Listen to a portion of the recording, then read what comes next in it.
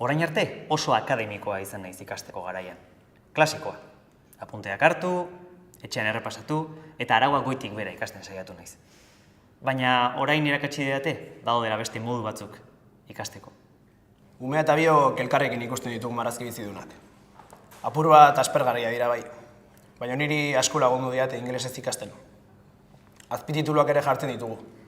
Horrela umeak nola idazten den ikasten du. Eta niri ulertzen laguntzen ditu. Nik gustoko dudan informazioa inglesez bilatzen dut. Historia dut gustoko, eta historiazko liburuak inglesez irakurtzen ditut. Telebistako seriak eta programak inglesez ikusten ditut. Hasieran azpitituluak ipintzen dituen, baina nahi ez ditut behar. Irakasleekin konpromiso tratu bat sinatu nuen. Ingelesa entzun edo irakurtzen dudanean, forma berri bati erreparatzen diot astean behin. Interneten asko irakurtzen dut. Gero, irakaslearekin komentatzen dut. Irakaslearekin konpromiso tratu bat sinatu nuen.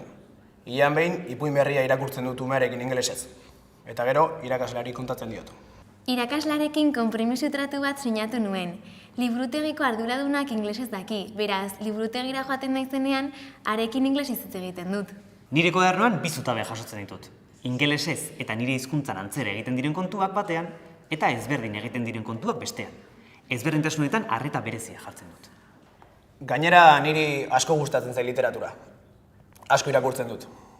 Hasieran ez nuen gotzaten ingelesez irakurtzen, baina orain pixkanaka lortzen ari naiz.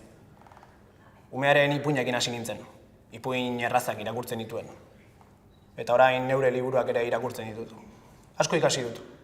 Egiturak, hiztegia,